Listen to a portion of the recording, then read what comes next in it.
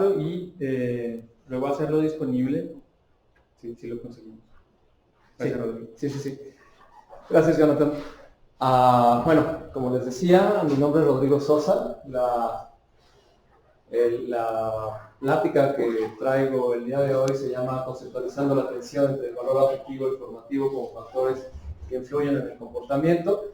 Son un poquito como trabalenguas, pero es un poco más sencillo de lo que suena. Les agradezco mucho por darme la oportunidad de estar aquí. Como ya les decía, trabajo en la Universidad Panamericana como investigador.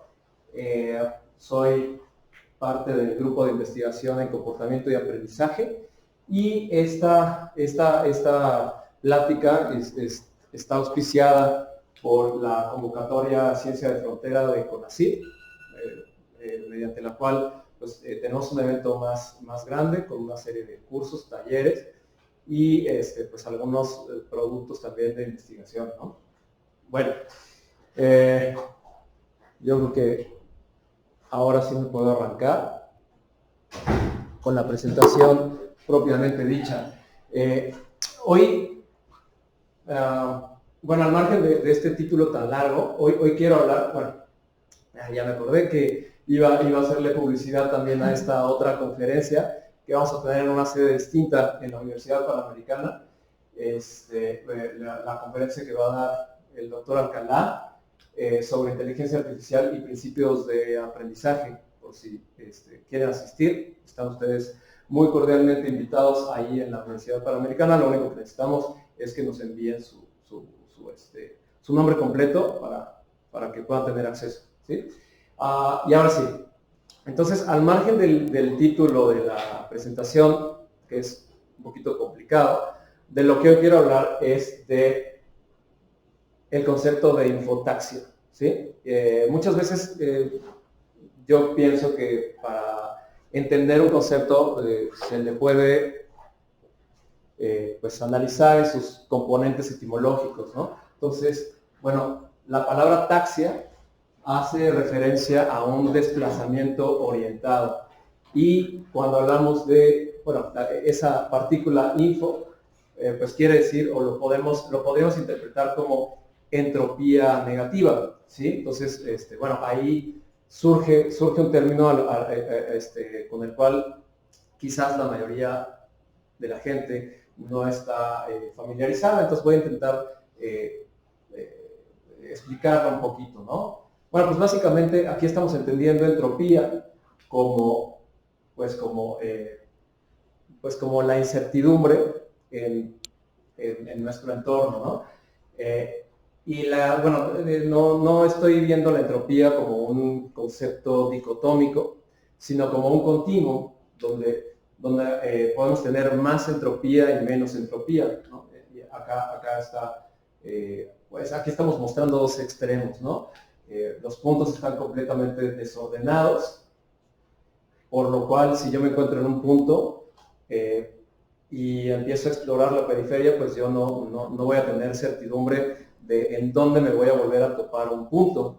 Mientras que en esta otra imagen, pues ahí tenemos puntos ordenados, donde si yo estoy en un punto, si yo conozco todo el patrón, pues tengo la información hacia dónde tengo que ir para encontrar el punto más cercano, ¿no? Pues básicamente hay que ver la entropía como un continuo, ¿ok? Y de aquí puede derivar que la información, que es lo contrario a la entropía, pues nos puede llevar a la predicción, ¿sí? Gracias a la información somos capaces de predecir, y gracias a la predicción somos capaces de explotar los recursos que se encuentran en nuestro entorno. Y gracias a la explotación de los recursos que se encuentran en nuestro entorno, podemos adaptarnos, ¿no? Yo sé que el concepto de adaptación es algo polémico, pero aquí lo voy a definir en términos muy concretos como la persistencia del organismo a través del tiempo, ¿no? Un organismo que persiste a través del tiempo, pues está adaptado a grandes rasgos, ¿no? Entonces, ahora lo contrario de información, ¿sí? La no información o la entropía, pues también la podemos relacionar con algunos conceptos y con algunas consecuencias. La no información también se conoce como ruido, como ambigüedad o como incertidumbre. Y una de las consecuencias de la no información, pues es lo que llamamos riesgo, ¿no? Entonces, algunas de estas son consecuencias que podemos relacionar con sensaciones subjetivas o con conceptos abstractos o con consecuencias, ¿no? Pero pues básicamente la información me lleva a la adaptación y la no información me lleva al riesgo o a perecer. ¿Ok? Entonces, bueno, reuniendo toda esta información, infotaxia lo podríamos definir como el desplazamiento hacia estados de cosas que son contrarios a la entropía, ¿no? que tienen información. Bueno, parte de mi motivación para componer esta plática, para animarme a dar esta plática sobre este tema, es este artículo de Andrew Corcoran y algunos colaboradores.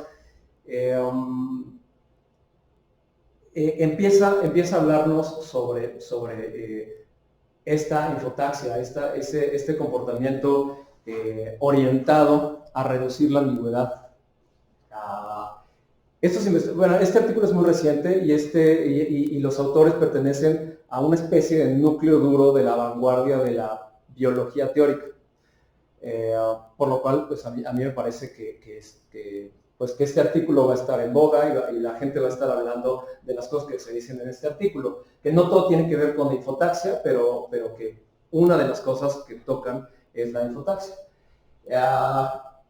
Bueno, el artículo está escrito desde la perspectiva del procesamiento predictivo o la inferencia activa.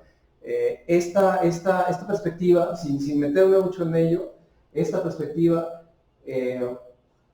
utiliza como herramienta explicativa el principio de la energía libre, de la cual no voy a hablar demasiado hoy, no me voy a meter en esas profundidades, pero bueno, básicamente estos autores, junto con otros que les anteceden, hacen algunos planteamientos teóricos sobre la naturaleza de la conducta, la cognición y su relación con la vida. O sea, pues es una propuesta bastante ambiciosa y no me parece poca cosa, siendo que tienen la visibilidad que tienen.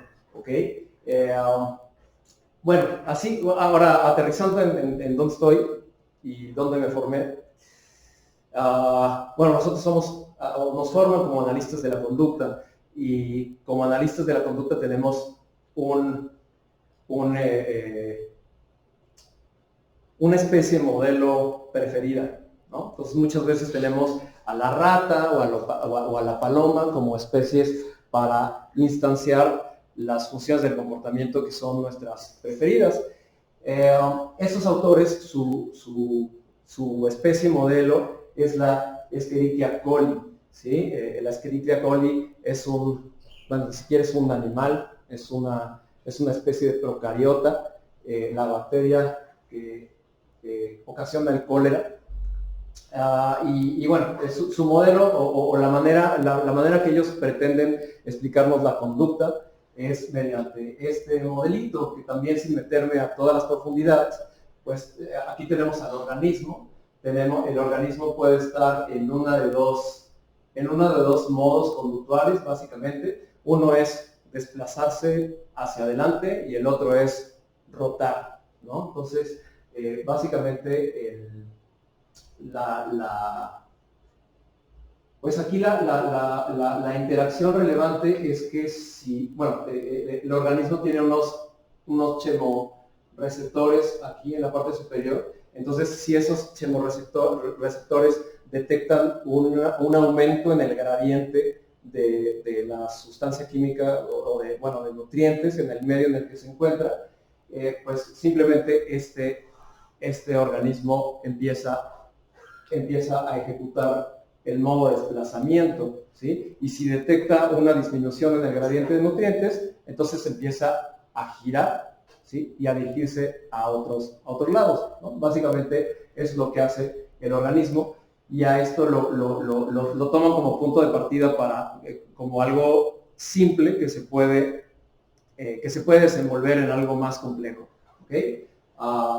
Bueno, cabe destacar que antes de continuar, quisiera decirles que en el momento que quieran ustedes hacer alguna intervención, lo pueden hacer libremente.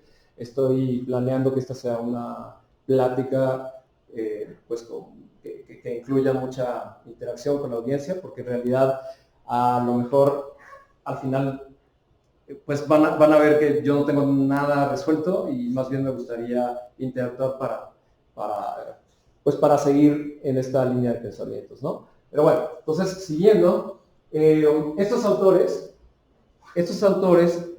conceptualizan el comportamiento. Dime. Perdón, Sí. aprovechando que dijiste, Sí. ¿usa la Escherichia coli como un organismo Yo mínimo? creo que se apagó esto. ¿Un organismo mínimo? Sí. O sea, que tenga que tener ciertas características mínimas para poder modelar algún aspecto importante de la conducta de la vida. Sí, ok. Eso creo que es importante. La Escherichia coli es un organismo unicelular que no tiene un núcleo celular y que tampoco, evidentemente, tampoco tiene un sistema nervioso. Todo lo que hace, lo hace mediante ciertas vías metabólicas que le ayudan a conectar sus tejidos o bueno, sus partes receptoras con sus partes efectoras, ¿no? Entonces, básicamente, eso es un punto importante, decir que este organismo no requiere un sistema nervioso para comportarse, sino que lo logra mediante una serie de vías metabólicas, ¿no? Pero bueno, hablando de esas estructuras que le permiten comportarse de esa manera,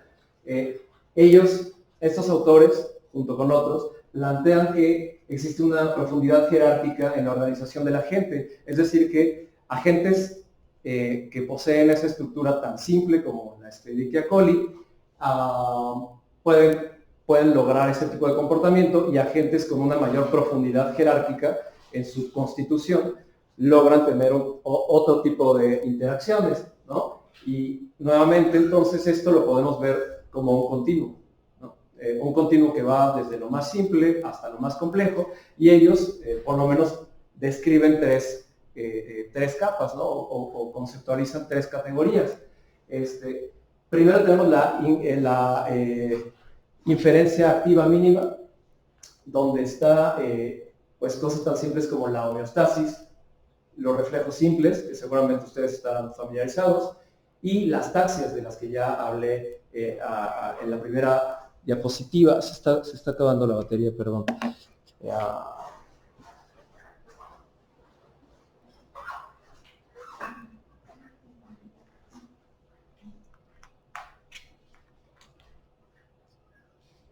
Un segundo.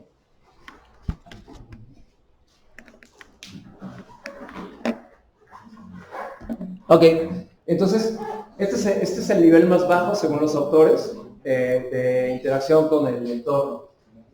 Después, avanzando en el nivel jerárquico, tenemos lo que se conoce como el control alostático, y ahí ellos incluyen las conductas anticipatorias y la abstracción de patrones, que quizás esté muy relacionado pues con los paradigmas de condicionamiento con el que nosotros estamos familiarizados. Y subiendo en la jerarquía, tenemos la inferencia activa contrafáctica, como ellos le llaman. Y ahí están incluidos la evaluación retrospectiva, es decir, pues básicamente lo que es un contrafáctico en sí mismo, ¿no? Básicamente es, por ejemplo, ejecutar una conducta y después evaluar qué hubiera pasado con otras conductas o qué hubiera pasado con otras consecuencias, etcétera. Y la acción-percepción simulada, que básicamente es lo que coloquialmente se conoce como imaginación, y los actos epistémicos. Este término quizás no todo el mundo lo haya escuchado, y justamente es en lo que me voy a enfocar hoy, en lo que estos autores ubican como actos epistémicos. Entonces, a partir de ahora solamente me voy a dedicar a esto. Todo lo demás está bien interesante y pues se los envié, pero ahora me voy a enfocar en los actos epistémicos. Entonces, continuando con lo que dice este artículo, un individuo con suficiente complejidad estructural y funcional al que se enfrenta con un estado de ambigüedad en su entorno podría, y ahí está la frase que ellos dicen, pero bueno, podría ejecutar acciones epistémicas definidas como actos que ayudan a desambiguar el estado actual de su mundo, ¿no? Entonces, básicamente, los actos epistémicos son acciones que me ayudan a retirar o a remover la ambigüedad, ¿sí? Entonces, básicamente, a lo que están refiriendo es a la infotaxia que mencionamos en la primera diapositiva, ¿sí? Ahí están sus palabras literales, pero bueno, no es muy diferente de lo que estoy planteando aquí. Entonces, en otras palabras, ciertas configuraciones anatómicas permiten que emerja la capacidad especial para resolver la incertidumbre, ¿sí? Hay unas que no lo permiten, pero hay otras muchas que sí. Entonces, bueno, entonces surge una dicotomía entre actos pragmáticos y actos epistémicos, según esta postura, ¿sí? Los actos pragmáticos los podríamos definir como desplazamiento hacia metas asociadas con la defensa de estados homeostáticos, ¿sí? Es decir, conseguir cosas que nos convienen de manera actual o anticipatoria. O sea, esto incluye a la categoría de alostasis, o generación de estados deseables en su entorno inmediato. Perdón, Rubio. Sí. Podría decirse que la respuesta de una rata que fue manipulada con privación de comida sería uno de estos actos, es decir, ahí estaría respondiendo para defender un estado homeostático, digamos, para evitar que el nivel de glucosa baje a cierto nivel incompatible con la vida. Sí. Eso, en términos de estos autores, sería un acto pragmático, ¿sí? No. Sí. Pero después están los actos epistémicos, ¿sí? Los actos epistémicos representarían un desplazamiento hacia o generación de estados que remuevan la ambigüedad, pero lo más importante es que esto puede suceder incluso a pesar de alejarse de las metas deseadas en el plano inmediato. Es decir, que los actos epistémicos pueden llegar a competir con los actos pragmáticos, ¿sí? Solamente por desambiguar la situación. Entonces, bueno, si englobamos esto, pues digamos que las conductas que están, o los actos que consideramos pragmáticos, yo lo podría enmarcar como guiados por el valor afectivo de la retroalimentación, mientras que estos otros actos epistémicos estarían guiados por el valor informativo de la retroalimentación. Dime. Regresando al ejemplo de la rata, una rata ingenua en una cámara experimental, al momento de explorar, podría considerarse como acto epistémico. Mira, es complicado delimitarlo, pero bueno, si es que nosotros no sabemos por qué está explorando, no sabemos si está oliendo algo que le pareció o generalizando conductas que en el pasado la llevaron a conseguir comida, o si realmente está apartándose de donde hay comida para conseguir más comida o para conseguir información. Entonces, si no hay una competencia, tal vez los actos epistémicos sean muy difícil localizarlos si no hay un real conflicto o tensión, ¿no? Es un poco truculento delimitar qué es lo que está pasando si tú no creas experimentalmente esa tensión, o si no tienes buenas razones para creer que existe esa tensión. ¿Ok? Entonces, bueno, entonces básicamente, para mí esto lo podemos tratar como guiados por valor afectivo, y eso es como un valor informativo, que si se acuerdan, pues esto en el título de la plática, pues están, se supone que estoy prometiendo que voy a discutir sobre la tensión informativa y afectiva, pero bueno, ahora me entienden a lo que me refería en el título. Ok, entonces, y eso me lleva, bueno, ahora quiero aterrizar otra vez en el lugar en donde estoy. como les decía, pues aquí nos forman como analistas de la conducta y a veces no nos enteramos de lo que pasa en otros campos. Lo que estoy intentando hacer es buscar convergencias entre este campo de la biología moderna de vanguardia y el análisis de la conducta, porque creo que hay cosas valiosas en el análisis de la conducta que otros campos están recorriendo, están empezando a recorrer, ¿no? Y que se beneficiarían de saber un poco lo que pasó o en qué quedaron las cosas aquí en el análisis de la conducta, ¿no? Entonces, bueno, para esto sí les quisiera preguntar primero si conocen el paradigma de respuestas de observación de Ben Wyckoff. ¿Nadie? ¿Hay una persona que sí? Ok, quisiera que levantaran la mano, por favor, las personas que no conocen el paradigma de Wyckoff de respuestas de observación. Ok, ya, ok. Entonces, voy a tratar de explicarlo. La verdad es que no es tan complicado.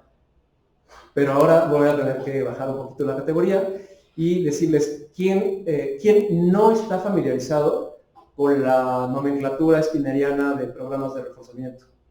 ¿Quién no está familiarizado? Todo el mundo está familiarizado. Ok, bueno, entonces, si están familiarizados con eso, entonces es muy sencillo que entiendan el paradigma de Wyckoff. Ok, bueno, seguramente ustedes saben, como ya me dijeron, lo que es un programa de reforzamiento mixto. Un programa de reforzamiento mixto. En un programa de reforzamiento mixto se alternan al menos dos contingencias operantes distintas sin que un estímulo señalice su vigencia, sin que un estímulo señalice cuál de los programas de reforzamiento está vigente. Y por excelencia, el prototipo pues es un programa de intervalo variable y un programa de extinción, ¿no? Se están alternando, pero el organismo no sabe cuál está vigente y por lo tanto pues tiene que estar haciendo lo que pueda hacer para explotar los recursos de su entorno, ¿no? Y ahora quisiera hablar de lo que es un programa de reforzamiento múltiple. Un programa de reforzamiento múltiple, como ustedes seguramente saben, es lo mismo, se alternan al menos dos contingencias operantes distintas, pero hay un estímulo que señaliza la vigencia de cada uno de ellos. Entonces, por excelencia, el prototipo sería pues, algo parecido a lo otro, donde pues, tenemos un estímulo asociado a cada uno, un estímulo que se coextiende con cada uno de los programas de reforzamiento para anunciar su vigencia, y de esa manera tenemos pues, patrones más ordenados de comportamiento, presumiblemente porque hay información en el entorno, ¿no? Porque el entorno, eso hace que el entorno sea predecible, ¿no? Entonces, el paradigma de contingencias de observación que propuso Wyckoff en 1952, si no me estoy acordando mal, pues consiste básicamente en un programa mixto, es decir, otra vez, digamos, un programa de intervalo variable y extinción, donde hay una respuesta, vamos a llamarla respuesta 1, que produce el reforzador bajo un programa de intervalo, ya saben lo que eso quiere decir, y hay una respuesta 2 que no tiene consecuencias directas para producir el reforzador, sino que esa respuesta número 2 es capaz de producir los estímulos que están asociados a cada uno de los programas, ¿sí? De tal manera que este arreglo experimental logra que el programa se pueda convertir de un programa mixto a un programa múltiple, y eso esté bajo el control del sujeto, ¿no? Bajo el control del organismo. Entonces, de esa manera podemos evaluar si realmente los organismos son infotrópicos, ¿no? Si realmente buscan la información. Entonces, bueno, obviamente, pues esto es solamente la condición experimental. Se requiere una condición de control para ver que realmente los sujetos están respondiendo por información o por alguna otra cosa, como podría ser el cambio de estímulos, ¿no? Entonces, en una condición de control es exactamente igual, solamente que la respuesta 2 puede producir aleatoriamente el estímulo, bueno, uno de dos estímulos de los cuales ninguno está asociado con ninguno de los componentes en particular, ¿no? No sirven como señales. No sirven como señales, no son información y por lo tanto, bueno, si un sujeto responde más aquí que acá, pues podríamos acercarnos a decir que los sujetos son infotrópicos, ¿no? Entonces, bueno, esto es el paradigma de respuestas de observación de Wyckoff que les comentaba hace un rato, ¿no? Ahora, bueno, eso más o menos lo teorizó Wyckoff en su tesis de doctorado, pero empezó a publicar sobre ello ya un poco de tiempo después. Y bueno, aquí no lo hizo con un paradigma de operante libre, sino con un paradigma de ensayo discreto, donde tenían unas palomas que tenían que discriminar entre dos imágenes que se proyectaban pues, por medio de un proyector como este, en unas teclas que estaban aquí. Pero aquí lo interesante, bueno, entonces tenía que picar en una de las dos imágenes. Pero aquí lo interesante es que las imágenes no salían solas como nosotros normalmente lo hacemos, sino que la paloma tenía que presionar un pedal para que aparecieran las imágenes y entonces fuera evidente cuál es la respuesta correcta. Si la paloma no presionaba el pedal, pues entonces tenía una probabilidad de 50% de recibir reforzamiento en el momento de picotear, ¿no? Entonces, cuando hicieron esto, bueno, Ziegler y Wyckoff, lo que observaron es que primero empezaba, bueno, esta es una línea de tiempo del experimento de Ziegler y Wyckoff, y esta línea punteada nos muestra la frecuencia con la que las palomas, o el porcentaje de ensayos en los que las palomas presionan el pedal, y pues podemos ver que va incrementando, mientras que la discriminación, es decir, el porcentaje de respuestas correctas, también va incrementando y después, ¿no? Entonces ahí más o menos se asoma la posibilidad de que haya una causalidad entre producir la información y discriminar, lo cual no es muy sorpresivo, pero pues a mí al menos me parece una manera elegante de demostrar algo que es muy obvio. ¿Okay? Bueno, aquí también se separaron a los sujetos en el grupo que mejor discriminaba y el grupo que peor discriminaba, y pues lo que observan, las líneas punteadas son tanto el grado de discriminación como el porcentaje de ensayos con respuestas en el pedal. En los que discriminan bien son las líneas punteadas y los que discriminan mal son las líneas continuas, ¿no? Entonces también es muy evidente que también hay diferencias individuales y algunas veces pues también el organismo que no produce respuestas de observación pues es menos capaz de adaptarse o de explotar su entorno por lo menos, ¿no?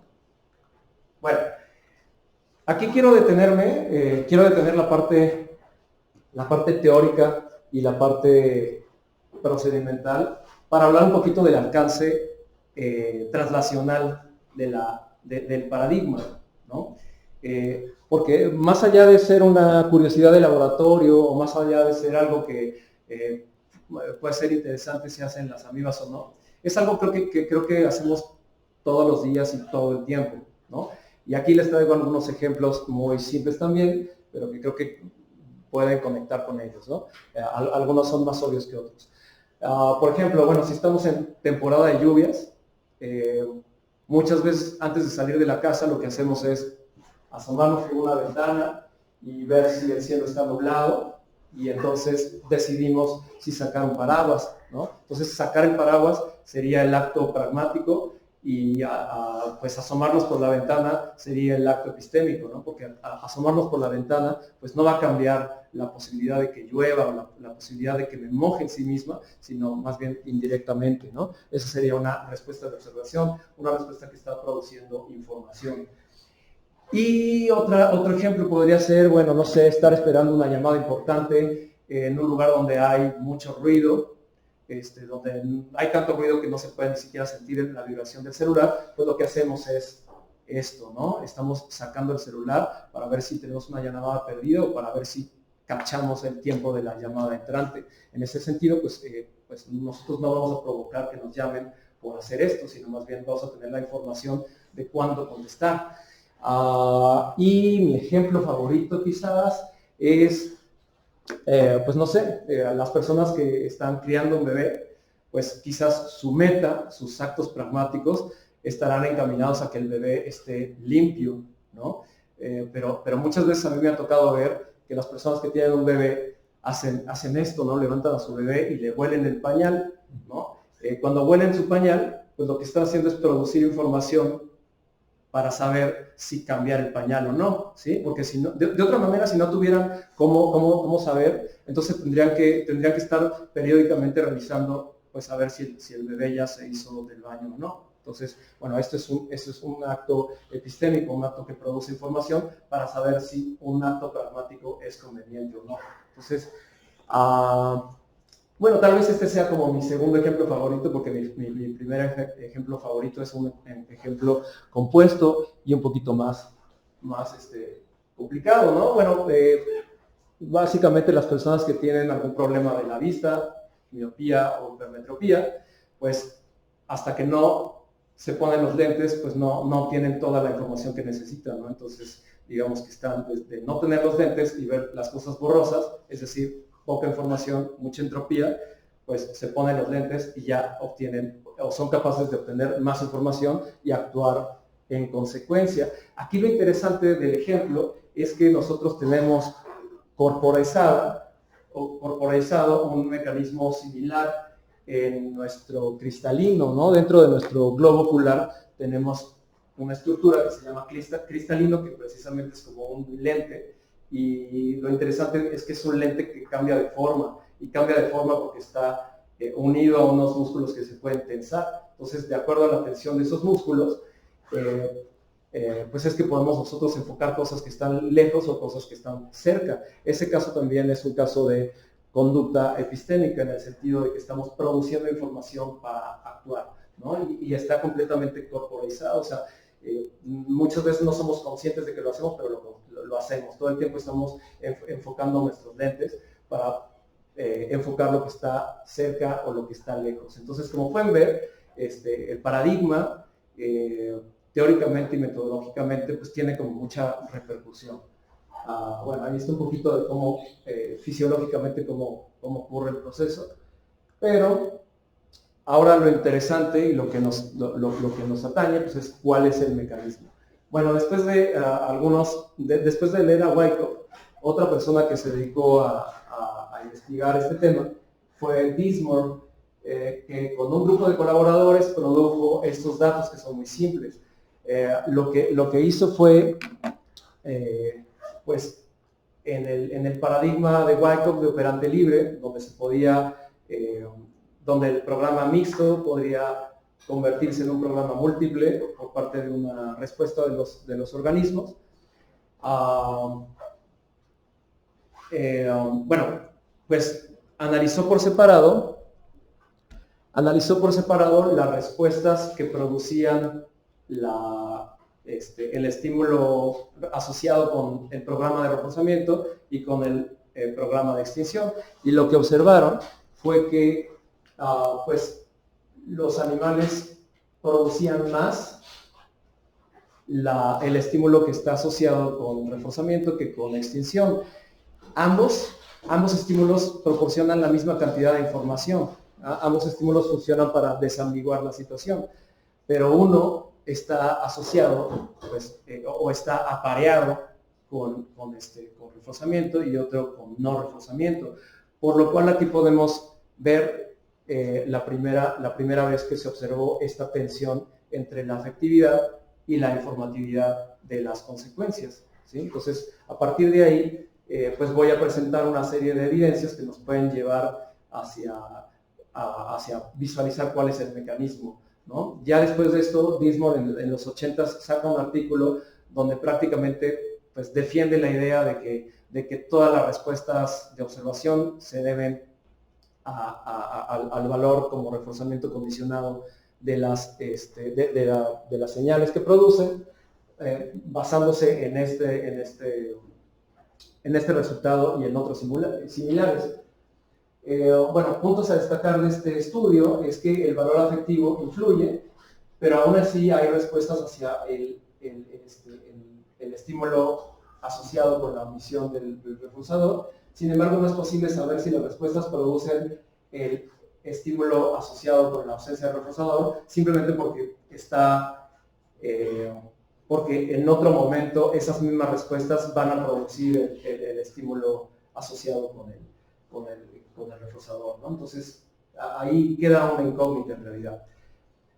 Y esa incógnita me parece que es parcialmente resuelta mediante este otro estudio del 76 de Alice Baide y Dallas Murbani, en donde justamente, bueno, ahora cambiaron un poquito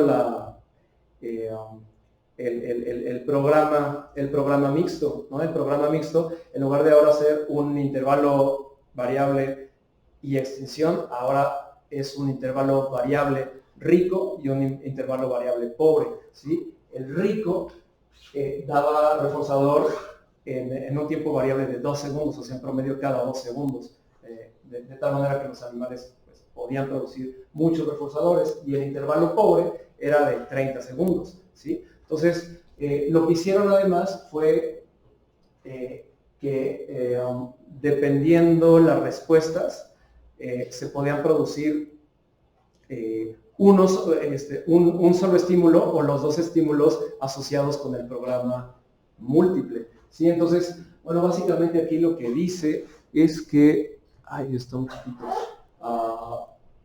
ok. Cuando una de las respuestas produce solamente el estímulo asociado con el reforzador rico, y otra produce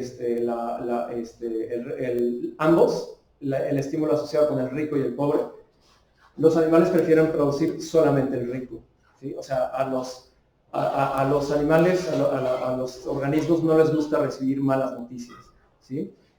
Y bueno, eso cambia la lateralidad de las alternativas y observan pues, los cambios correspondientes a esa preferencia que estoy mencionando. Y pues cuando ponen solamente el pobre y el rico con el pobre, entonces empiezan a producir el rico con el pobre en lugar de solamente el pobre, ¿no? Ahí más o menos estamos confirmando que a estos animales al menos no les gusta recibir malas noticias, ¿no? Es decir, que sí está jugando un papel las propiedades afectivas de las consecuencias, y no solamente es la informatividad, ¿no? O sea, los sujetos se mantienen respondiendo por información, pero prefieren la información que es afectivamente más conveniente, más valiosa, más deseable, ¿no? Bueno, los puntos a destacar, creo que ya los hablé, pero bueno, este paradigma de preferencia es ideal, ¿no? Porque aquí no queda la duda de si los individuos están respondiendo en la alternativa que produce malas noticias, porque simplemente están esperando que en otro momento caigan buenas noticias, ¿no? Entonces, este diseño es superior al estudio anterior. Bueno, en este otro estudio utilizaron humanos para evaluar exactamente lo mismo. Las personas podían ganar puntos en un programa, es este estudio, en un programa igual, intervalo variable, extinción, las personas podían producir puntos durante el intervalo variable y no podían conseguir puntos durante el programa de extinción, pero había una tecla que les permitía saber cuál de los programas estaba vigente, ¿sí? Aquí lo interesante es que los sujetos no solamente producían mediante la tecla el estímulo asociado, sino que también estos investigadores rastreaban la mirada de las personas cuando aparecían los estímulos, ¿sí? Si nosotros vemos esto desde una perspectiva de control de la percepción, pues el simple hecho de mirar hacia los estímulos es producirlos, ¿sí? Solamente que no, estamos produciendo los estímulos sin que el investigador tenga que programar que caigan los estímulos o no. O sea, es un poco diferente, pero es análogo. Y lo que se encontró fue que, bueno, está como muy bajita la resolución, pero bueno, aquí tenemos, bueno, primero eliminaron este sujeto porque no discriminó bien, pero aquí tenemos 4 paneles con 4 sujetos. Y tenemos triangulitos, creo que sí se alcanzan a ver más picudos, ¿no? Triangulitos blancos y triangulitos negros. Los triangulitos blancos es cuánto respondían a la tecla informativa cuando estaban en el programa de extinción. Y los triángulos negros son las respuestas ante el programa de intervalo, ¿sí? Y lo que pueden ver es que de estos 4 sujetos o participantes que discriminaron, pues no hay una tendencia o no hay un patrón para decir que producían más durante el programa de extinción o durante el programa de intervalo. Lo que sí es que, bueno, las bolitas negras muestran qué tanto ¿cómo se llama? El estímulo señalizante, la información asociada con el programa de intervalo, capturaba la mirada, ¿sí?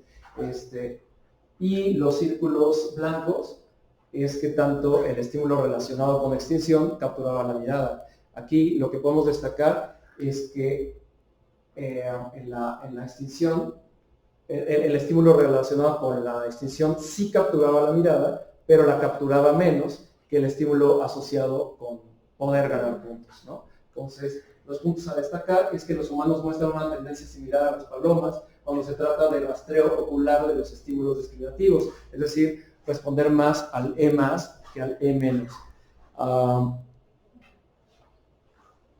En 3 de 4 participantes no se observan diferencias sustanciales en la producción de el E más y el E menos cuando la respuesta a la observación es manual. Pero tenemos la misma limitación que en el diseño de Dinsmore y colaboradores, porque la misma respuesta producía los 2 tipos de estímulos, ¿no? Este estudio más reciente, lo encontré en un preprint en el 2021, pero salió, justamente lo publicaron ayer, es del grupo de Robin Murphy, pero bueno, aquí el primer autor es Victor Ayub-Won. Y bueno, el diseño es el diseño otra vez es de preferencia. Las ratas podían elegir entre 2 alternativas. En este caso, una que tenía información, es decir, que en la que un estímulo, aquí representado de color verde, un estímulo decía que la respuesta iba a caer, que la recompensa iba a caer con una probabilidad de 1, y otro estímulo que decía que la respuesta no iba a caer con una probabilidad de 0. ¿Sí? Es decir, que esta es una alternativa informativa, ¿sí? Este fue un diseño entre grupos. Entonces, un grupo fue con una alternativa informativa y otra no informativa. Otro grupo fue esto, con una alternativa nuevamente informativa y otra no informativa, solamente que en una solamente había información de la no recompensa, y un tercer grupo, igual, también informativo versus no informativo, pero donde solamente había información sobre la recompensa, ¿no? Entonces, lo que observaron estos autores es que, bueno, el grupo informativo es el de color azul, ¿sí? Entonces, este es el porcentaje o la preferencia por la alternativa informativa, y podemos ver que va aumentando conforme va avanzando el experimento. En la barra, bueno, la línea azul, que es donde había información de los 2 programas, ¿sí? o de las 2 consecuencias. Cuando solamente tenemos información del estímulo que está asociado con la recompensa, la adquisición es más rápida, bueno, la adquisición de esa preferencia es más rápida, y cuando el estímulo, cuando la alternativa informativa solamente contiene información sobre la omisión de la recompensa, pues la preferencia crece más lentamente, pero sí se llega a formar, ¿sí? Este estudio para mí es concluyente de dos cosas, ¿no? De que la afectividad afecta, ¿sí? O sea, la afectividad influye, pero también de que la informatividad es importante, ¿sí? De hecho, no sé si lo hubieran continuado, no sé si se hubieran emparejado los grupos, pero, en fin, me parece que este es un ejemplo claro de la tensión que existe. Ok, bueno, ahora, pues siempre hay que pensar, bueno, a mí me parece un buen ejercicio pensar en qué pasa con los paradigmas aversivos, ¿no? O sea, cómo podemos traducir todo esto a el polo opuesto en el continuo de la afectividad, ¿no? Que es la aversión. Bueno, pues hay toda una línea de investigación que se llama, o que se titula como la preferencia por descargas eléctricas señaladas, ¿sí? No puede ser el paradigma no puede ser tan parecido, no son cajas de Skinner, sino más bien cajas de preferencia, donde los animales, normalmente ratas, pueden recibir choques eléctricos en un lado y también en el otro lado, solamente que en uno tienen información, es decir, hay un estímulo que precede a la descarga eléctrica y en otro no. Y lo que se observa es que, pues la mayoría de las veces, los animales buscan la información, es decir, prefieren estar en el lado de la caja que donde hay un estímulo que precede a la descarga eléctrica, ¿no? ¿Esto es evidencia a favor de la reducción de la incertidumbre? Parecería, ¿sí? Parecería, pero un estudio de Nancy Marlin, del grupo de Ralph Miller, pues encuentran que en realidad sí las ratas prefieren estas condiciones, pero en realidad posiblemente es que estas condiciones les permiten a las ratas adoptar posturas con las que pueden reducir la aversividad del choque, ¿sí? Es decir, a pesar de que nosotros administremos una descarga eléctrica, eso no quiere decir que los animales la van a experimentar de la misma manera, ¿sí? Existen conductas anticipatorias que ayudan a que la descarga eléctrica sea un poco menos aversiva, ¿sí? Ellos hacen un registro de algunas posturas que presumiblemente logran tener este efecto, pero también citan algunos estudios que dicen que simplemente cuando experimentamos un estímulo condicionado que nos anuncia que va a pasar algo malo, que va a pasar algo doloroso, excretamos una descarga de endorfinas que nos ayudan justamente a reducir el dolor, ¿sí? En ese sentido, parece que los animales buscan la información, pero en la realidad lo que están buscando pues, sigue siendo pragmático, ¿no? Sigue siendo algo pues, que les ayuda a reducir o a incrementar un estado afectivo. ¿Okay? Bueno, un estudio más. En un estudio más, aquí en un estudio programaron una señal en una computadora para aparecer aleatoriamente, y después de esa señal se emitía una descarga eléctrica. Y lo que registraron es que tanto esa señal capturaba la vista de las personas, ¿no? Entonces, básicamente tienen tres condiciones, una donde la señal estaba apareada con el electrochoque el 100% de las veces, la mitad de las veces o ninguna vez. Entonces, aquí lo que observamos es que, aquí están representados en color, el color rosa y el color verde son apareados y el color azul es no apareado. Entonces aquí la duración del tiempo que la gente se fija en la señal que anticipa a la descarga eléctrica es más cuando están apareados que cuando no están apareados. La latencia es más baja cuando están apareados que cuando no están apareados, y la competencia con distractores es, o la resistencia que tienen hacia distractores es más alta cuando están apareados que cuando no están apareados. Entonces aquí nuevamente estamos viendo que las personas, esta vez personas, buscan información a costa de que esa información es sobre malas noticias. ¿Okay? Quizás este resultado dependa de diferencias individuales, porque, bueno, puede depender de diferencias individuales o de sistemas de respuesta. No sé si ustedes hayan conocido a alguien, nuevamente trayendo la relevancia translacional, no sé si ustedes hayan conocido a alguien que cuando ve una película de terror y una escena muy grotesca, se tapan los ojos, ¿no? O sea, las personas se sientan ahí a ver la película, pero se tapan los ojos cuando ven algo pues, que les desagrada, ¿no? Y puede ser que se pierdan de la mejor escena de la película, pero se tapan los ojos. Eso quiere decir que están bloqueando la información porque la afectividad es muy poderosa, ¿no? Entonces, bueno, puede ser que un sistema de respuesta sea las sacadas oculares y otro sistema de respuesta sea taparse con las manos, ¿no? Entonces puede depender de todos esos factores, obviamente también de diferencias individuales, pero bueno, ahí está, ¿no? Ahí está nuevamente sobre la mesa esa posible competencia que hay entre afectividad e informatividad. Bueno, como discusión de todo esto que les he venido a platicar el día de hoy, es que es complicado disociar procedimentalmente el valor afectivo e informativo de las consecuencias, o sea, prácticamente en todos los casos no es posible aislar una cosa de la otra, ¿sí? Existe una aparente paradoja, ya que por diseño, en las contingencias programadas, la respuesta de observación no incrementa directamente la tasa de reforzamiento.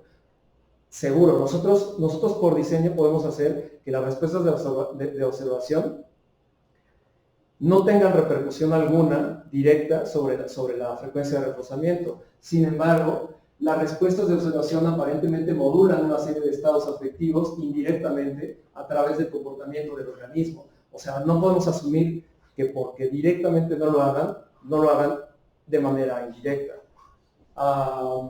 Bueno, si fuera así, y esto lo digo tentativamente, el valor informativo de las consecuencias necesariamente implica una forma de valor pragmático. O sea, siempre habría un valor pragmático detrás, solamente habría que descubrirlo. Bajo la perspectiva del control perceptual, toda conducta implica feedback o retroalimentación que posee propiedades afectivas en cuanto a atractores. Es decir, todo el tiempo nosotros estamos ascendiendo o descendiendo en gradientes de retroalimentación, y para que nos motiven a escalarlos o a ascender o a descender de ellos, pues tienen que tener propiedades afectivas. Eso, pues no tengo tanto tiempo de desarrollarlo ahora, pero bueno, haciendo comercial, está explicado en ese artículo en colaboración con Emanuel, si lo gustan consultar. Pero bueno, voy a seguir desarrollando esto ahorita en la discusión. Ahora, podemos preguntarnos, ¿cómo podrían adquirirse las propiedades de atractor de esas señales informativas? Bueno, esto quizás podría, nuevamente lo pongo tentativo, modelarse como tomando en cuenta algunos factores como las contingencias molares o el valor descontado de consecuencias demoradas. También podrían estar inmiscuidos el costo de respuesta, el ocio y el afrontamiento de situaciones aversivas. Ahora voy a desarrollar algunos de ellos. Ustedes se preguntaron, pero ¿cómo así? Sobre todo si son colombianos. Pero bueno, regresemos al paradigma prototípico de las respuestas de observación. Esta condición en la que un programa un programa mixto se puede convertir en un programa múltiple dependiendo de las acciones de un organismo, ¿no? Bueno, supongamos que tenemos aquí un programa mixto, ¿sí? Recordemos que el programa mixto es esta parte o este componente de la contingencia de observación. Aquí tenemos el tiempo transcurriendo, ¿sí? Y supongamos que este es el tiempo en el que está vigente en color verde el programa de intervalo, en color rojo el programa de extinción. Esto es visible para nosotros, pero es invisible para los sujetos que están en la caja esquina o donde ustedes quieran, ¿no? Bueno, pero está vigente uno o está vigente el otro. Entonces, supongamos que vamos a tomar un modo conductual o una estrategia conductual que podría ser el muestreo esporádico. Es decir, los sujetos pueden estar respondiendo esporádicamente y pues como consecuencia esto tendría la producción igualmente esporádica del recurso que se desea explotar. ¿Sí? Ahí lo tenemos, ¿no? Entonces ahí está la respuesta 1 ocurriendo, el reforzador ocurriendo, ¿sí? pero no hay una diferenciación. Ahora vamos a revisar otro modo conductual que podría ser una tasa de respuesta alta. Si el animal deseara maximizar el recurso, entonces simplemente respondería lo más rápido que pueda y ahí, pues, en este caso, obtendría ciertamente más reforzadores que si lo hiciera esporádicamente. Entonces el resultado es la maximización del recurso, pero sin embargo hay un despilfarro energético, ¿no? O sea, está empleando demasiada energía.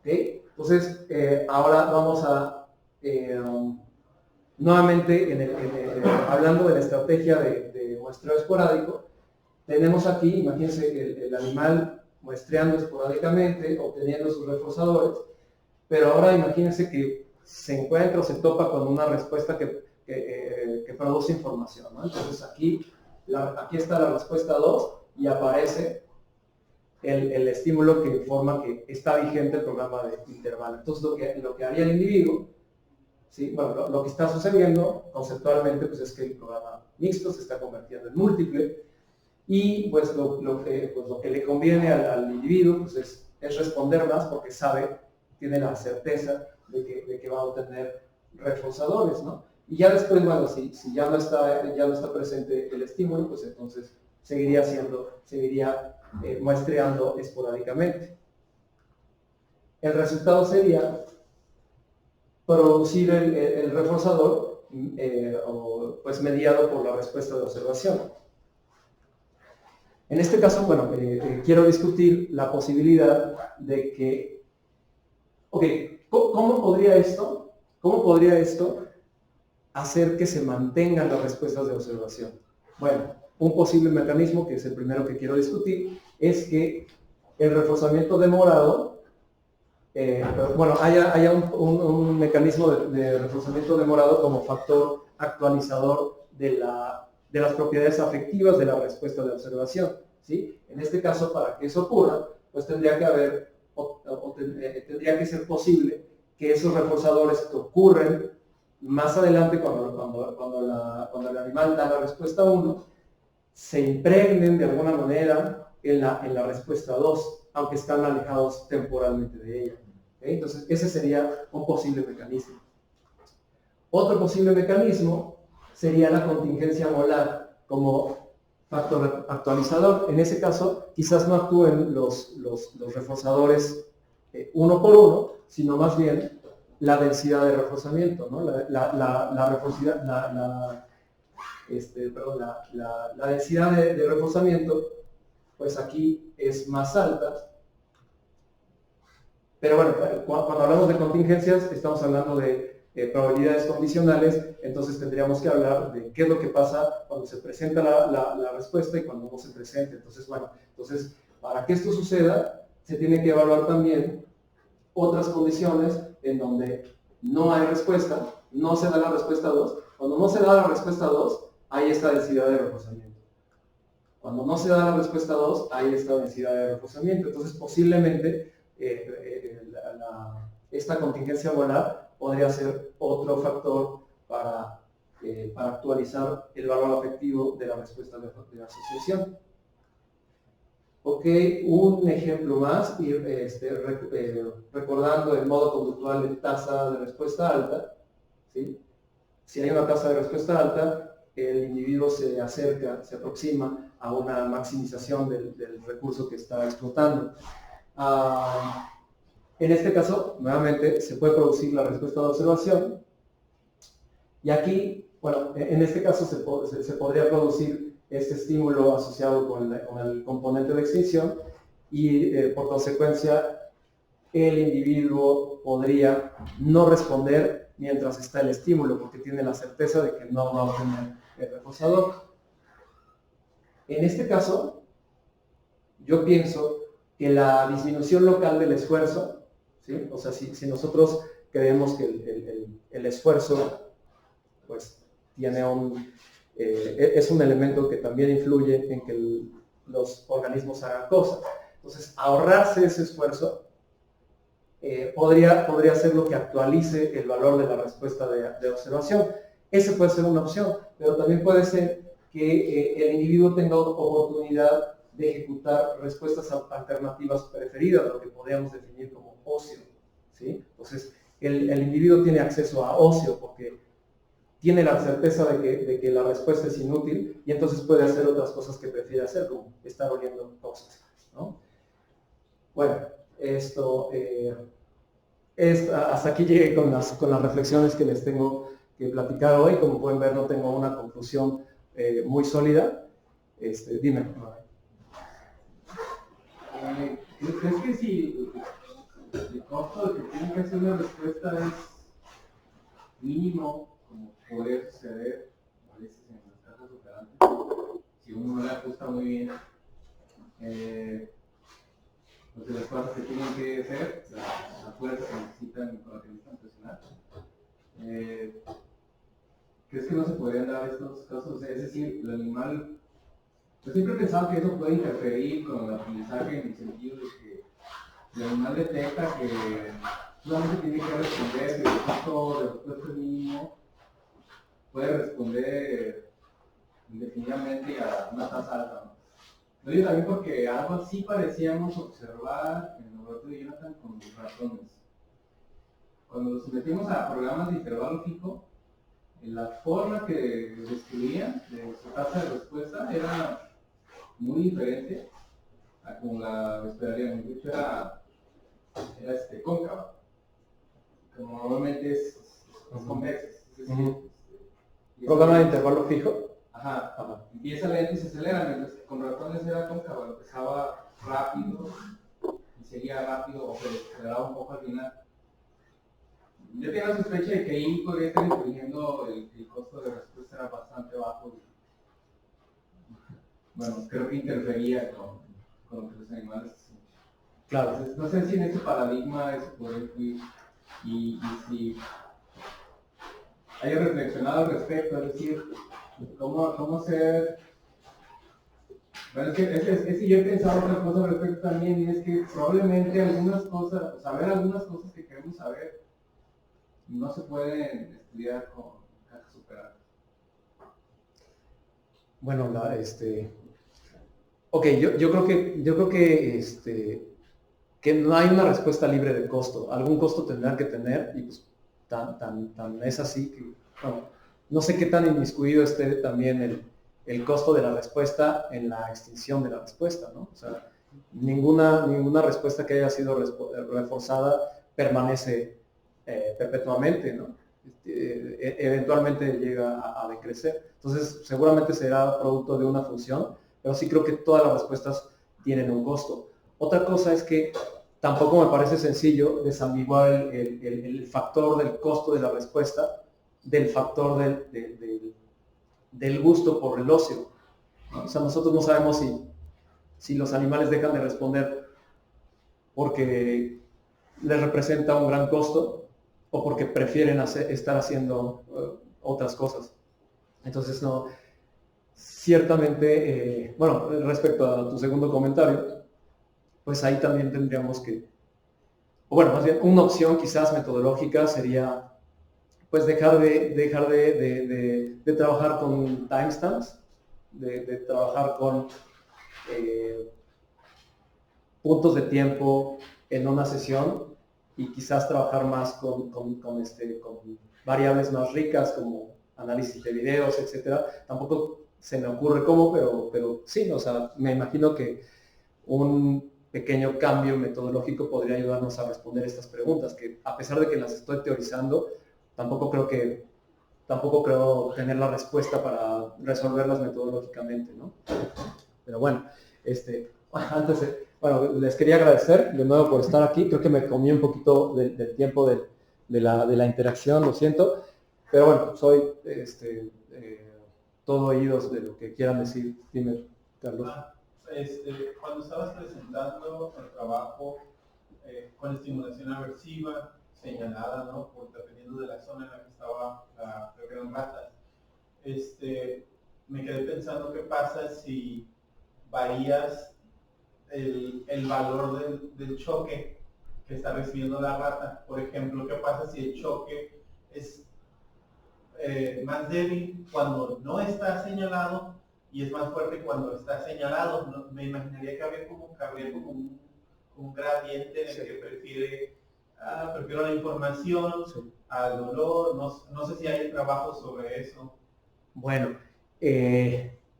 mira, la verdad, yo lo que sé es que esa línea, pues la trabajaron Seligman y Fanselow hace mucho tiempo. En realidad no me metí a verlo, me metí directo al artículo del grupo de Miller. Pero sí, suena como un experimento paramétrico para justamente estudiar la tensión entre cuestiones afectivas y cuestiones informativas, ¿no? O sea, qué tanto precio le tienes que poner a la información, ¿no? Y podrías encontrar, no sé, a lo mejor alguna interacción interesante. Pero bueno, sí, obviamente no sé lo que saldría del experimento porque no lo he hecho y tampoco estoy informado si ya lo hicieron. No suena como algo interesante. Bien. Pensando en los conceptos que mencionaste de actos epistémicos y actos pragmáticos, y pensando como en una tarea por computadora para humanos, la navegación como de lo que hacen los sujetos con el mouse en la pantalla, pues para encontrar información, lo que sea, ¿eso tú lo pondrías como un acto epistémico o pragmático? O sea, como estar tonteando con el mouse. O interactuando con la interfaz de alguna manera. Ok, bueno, no sé, o sea, yo te voy a hablar desde mi experiencia, ¿no?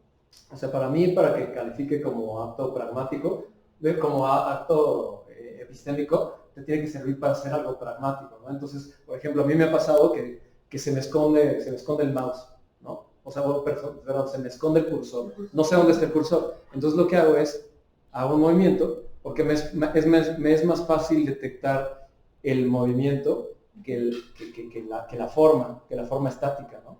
Entonces, eso me parece un ejemplo de un acto epistémico, pero pues es como muy casual. De hecho, esta dicotomía entre actos pragmáticos y epistémicos está en un artículo que no mandé, o sea, yo le mandé unos artículos a Emanuel que me parece que les hizo llegar Jonathan, pero no incluí uno que justamente dice actos pragmáticos contra actos epistémicos. Y es un artículo viejito, como de los 80s, donde estudian a personas jugando Tetris.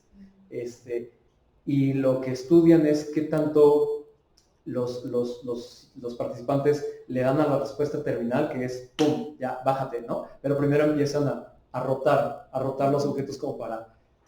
lo que dicen es que hay un costo de imaginar, ¿no? Un costo de hacer la rotación mental, ¿no? Mentalmente ver cómo quedaría, y entonces empiezan a rotar porque les da flojera hacerlo mentalmente.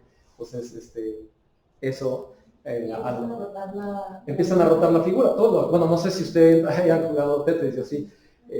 Sí, rotas la figura y estos autores proponen que es porque nos da flojera hacerlo mentalmente, porque también somos perfectamente capaces de hacerlo mentalmente, pero no, muchas veces elegimos no hacerlo, ¿no? Entonces, le damos varias veces.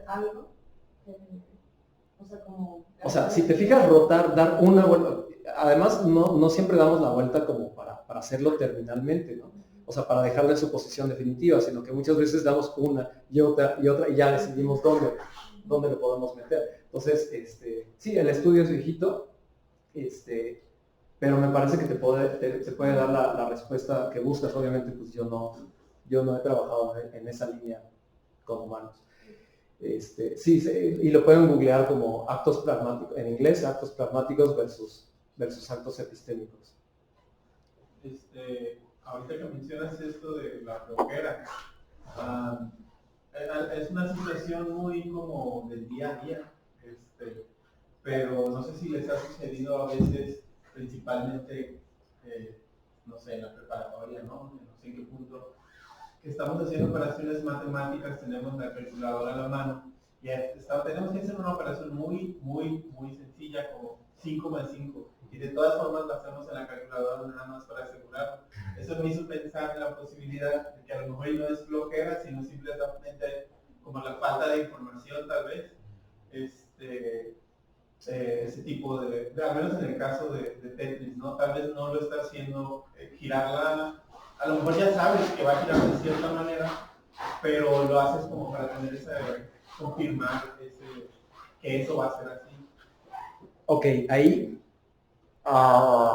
hay otro artículo que tampoco mandé, pero bueno, ya tengo 2 artículos más que incluir en el paquete. Hay un artículo muy nuevo donde pues son muchísimos autores, pero de los que me acuerdo son Gonzalo Urselay y Trevor Robbins, que hacen una propuesta de que como todo, es una cuestión de equilibrio, ¿no? O sea, tú tampoco te puedes pasar checando las cosas que van a pasar, porque entonces vas a perderte de otras cosas, ¿no? Entonces, si estás buscando información y te pierdes de otras cosas, pues ahí ya tenemos un problema de adaptación o de explotación de recursos. Y este artículo de Robbins, Ursula y demás, hablan hacen una propuesta del chequeo de información compulsiva como un modelo translacional de trastorno obsesivo compulsivo, ¿no? Entonces quizás uno de los componentes del trastorno obsesivo compulsivo es producir información a costas de perderte de explotar los recursos en tu entorno. Entonces, o sea, supongo que sí hay un punto en donde es adaptativo estar revisando cómo van a salir las cosas, pero hay un punto donde no. Si eso te quita tiempo para hacer otra cosa, pues entonces no deberías estarlo haciendo, ¿no? Bien. Al respecto de que como recomendar artículos, en la discusión mencionabas como que se podría también desarrollar desde el instrumento por el modo de procesamiento. ¿Tienes como alguna referencia o algo al respecto? Bueno, es que la verdad es que esa literatura es bien vasta, ¿no? O sea, te podría recomendar el libro de Radcliffe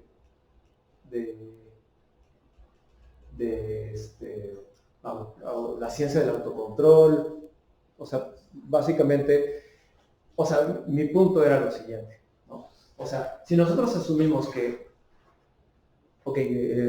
no sé, un reforzador le impregna valor afectivo a las respuestas que lo anteceden, ¿ok? Pero si asumimos que las cosas no ocurren en un punto chiquito en el tiempo y nos alejamos un poquito, o sea, si la respuesta difiere un poquito del punto en donde ocurre el reforzador, probablemente se impregne, pero se impregne un poquito menos. Y si la alejamos un poco más, puede ser que se impregne, pero un poquito menos. Y habrá un punto en que ya no se impregne, pero y ahí pues, o sea, eso también depende de una función que está descrita matemáticamente, y que podrías buscar, pero bueno, sí, o sea, la literatura de demora de reforzamiento es muy vasta, aunque tal vez no muchos lo piensan así, ¿no? Dime, John. Yo te recomendaría, hay un artículo interesante, justamente porque hay muchas cosas, pero uno que está interesante y que es muy parecido a como a esta estructura, porque usan un procedimiento que llaman como tagging procedure, es un artículo de Catania del 2015, tagging procedure, de Catania del 2015, en el que hay que producir un patrón de respuestas, pero el patrón empieza con una respuesta que es distinta a la respuesta que es inmediata al reforzador. Pero ellos ven los efectos sobre esa primera respuesta que es como en otro lugar. O sea, literalmente es esta misma idea de que hay una respuesta que empieza el patrón, pero el patrón tiene que terminar en otro lado. Pero esta primera respuesta también es reforzada, pero demoradamente. A lo mejor ese podría funcionar porque va muy bien en esta idea.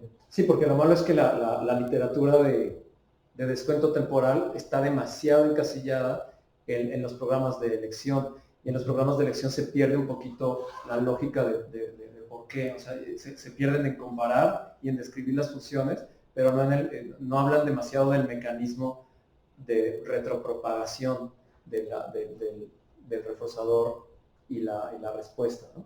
Entonces, sí, ese suena bien, y tal vez la de... Bueno, hay un artículo que se llama Reward Taxis, de Alon y Karin, que está citado y descrito en el artículo con Emanuel, que también podría servir, porque básicamente lo que hacen es una regla matemática de cómo pasa eso, pero en realidad se están basando en un valor, perdón, en un modelo matemático que ya estaba establecido, que es el de, ¿cómo se llama? El que es como Skorla-Wagner, pero... ¿Eh? No, pero con el timing integrado, o sea, que sí incluye como el descuento temporal, ¿no? Bueno, igual y luego te lo puedo pasar, pero ahí está escrito, ¿no? En el artículo con el manual. Y sí. ¿Tú ibas a decir algo?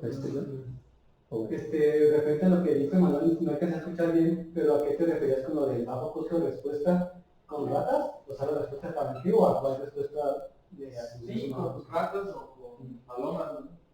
Realmente les cuesta un poco picotear.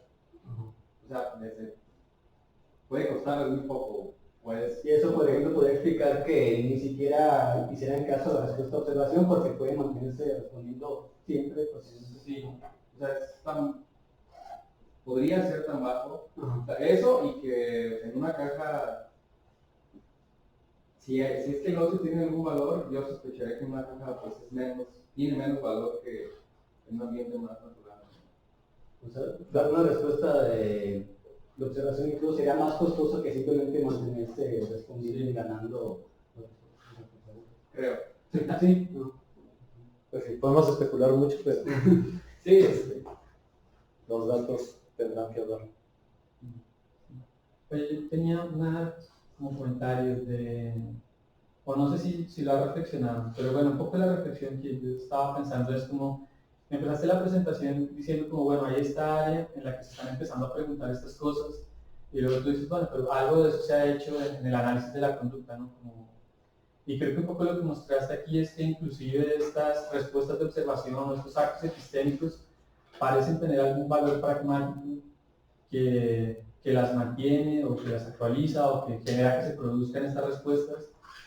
¿Tú crees que esa sería como una reflexión que esta gente que está proponiendo esta nueva como narrativa de actos pragmáticos y epistémicos pudiera como decir, ok, si seguimos haciendo experimentos eventualmente vamos a descubrir esto?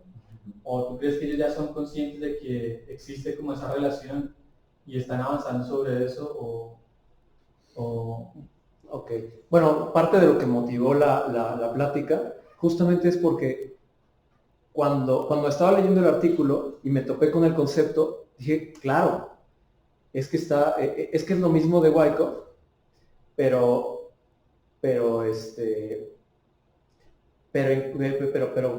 actual, ¿no? Y entonces dije, bueno, vamos a ver sus ejemplos.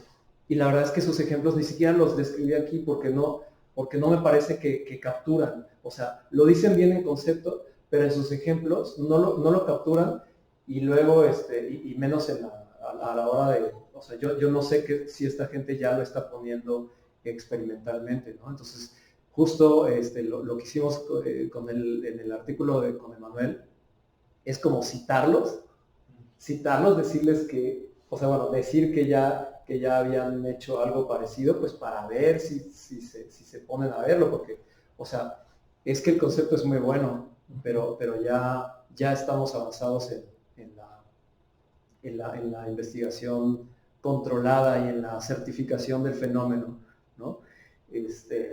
Como para que no se abra esta línea nueva ignorando todo lo que ya se ha hecho, ¿no?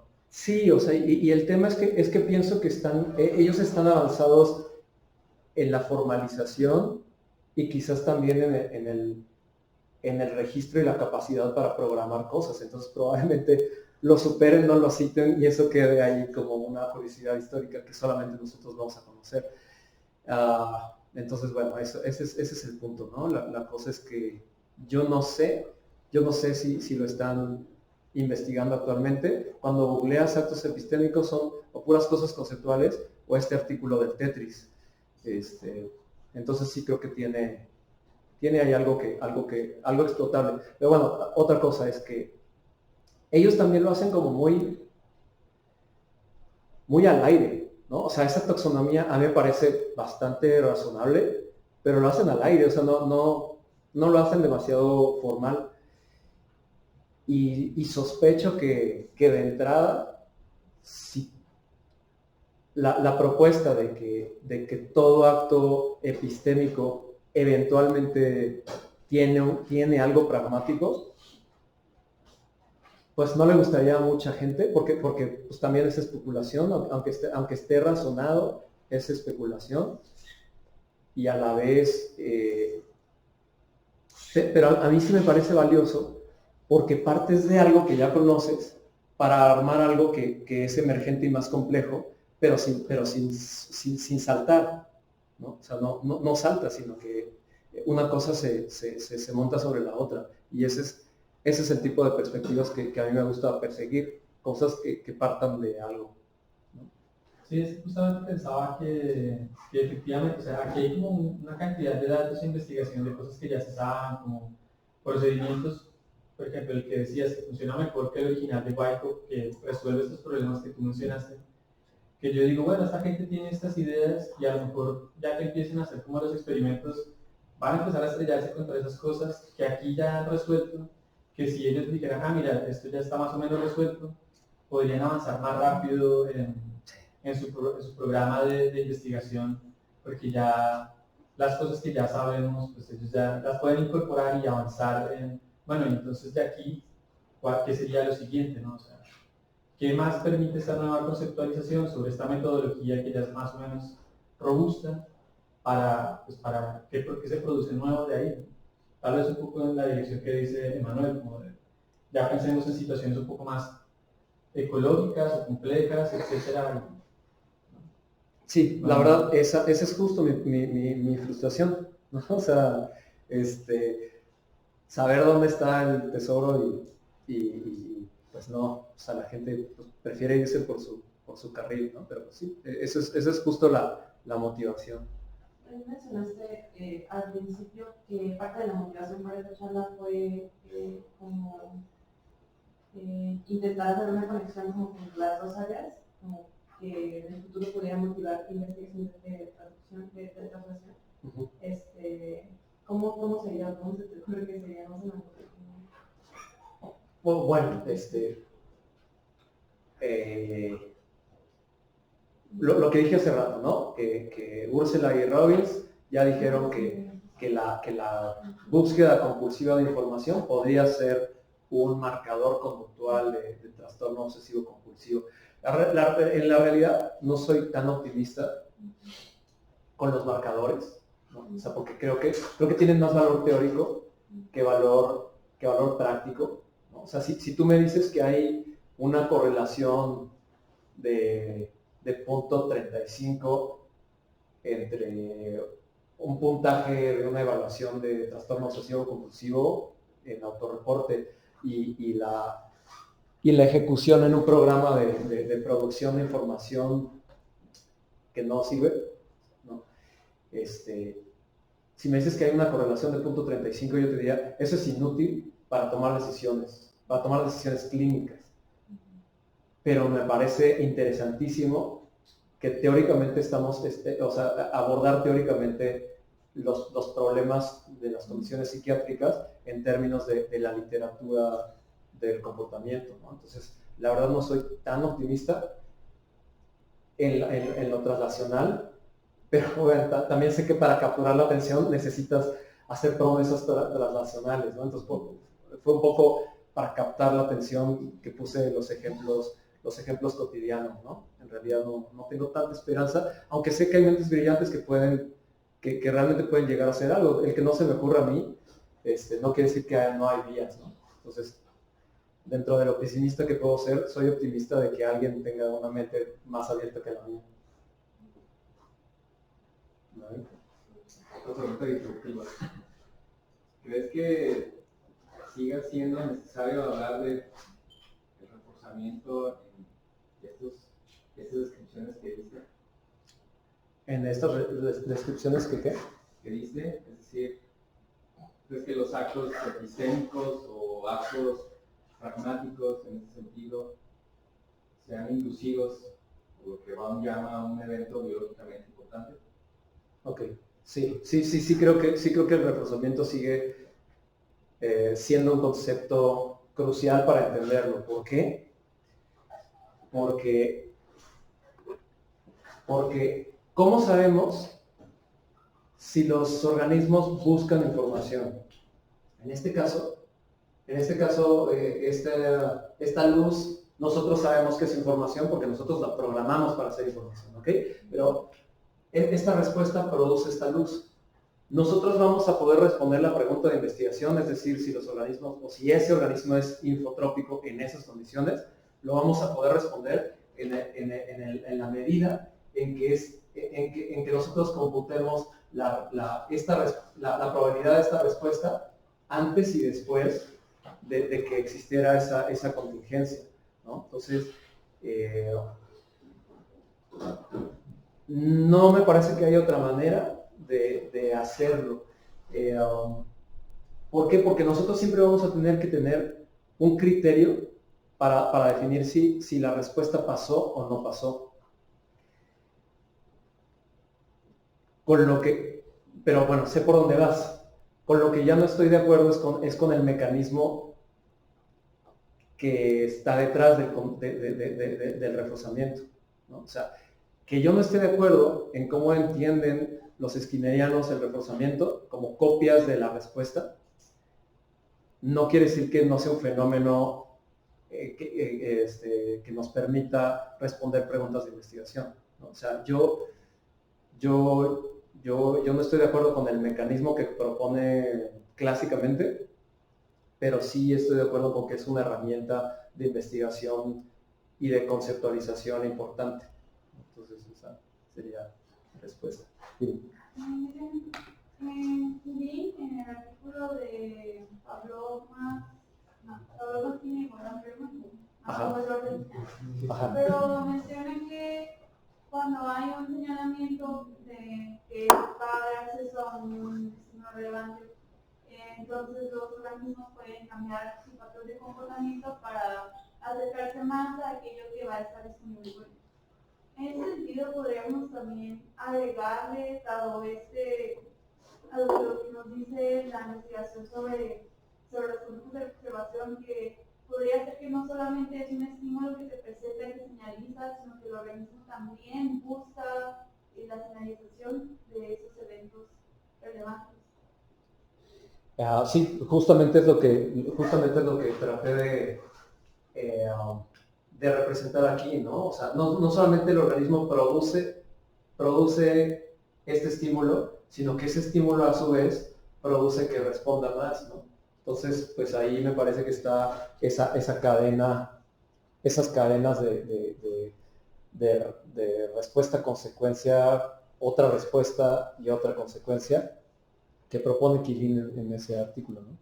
Pues, sí, creo que... También de Reward Taxis va por esa idea, ¿no? Porque ella habla de un gradiente de reforzadores que pueden producir o que pueden ayudar a producir respuestas que en un principio no parece deben ser reforzadas, ¿no? Pero ella concibe, por ejemplo, un continuo espacial como un gradiente de reforzamiento, ¿no?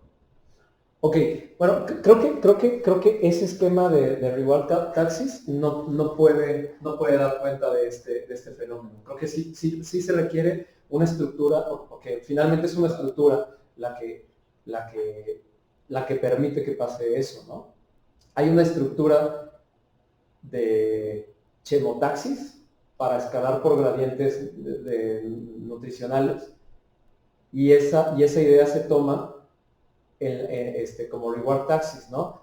Nuestra capacidad de, pues, que algo no nos interesa, pero si está asociado con un evento biológicamente relevante, se impregna de esa relevancia y entonces seguimos eso, ¿no? Pero hasta ahí no se puede dar cuenta de cómo podemos perseguir cosas que nos alejan de lo que era importante para nosotros para obtener más de recursos, ¿no? Entonces, estructuralmente se requiere algo más, algo encima de ese factor. De hecho, en mis fantasías iba a presentar como un modelo al menos esquemático de cómo podría darse esto, ¿no? Pero es más que una ataxia.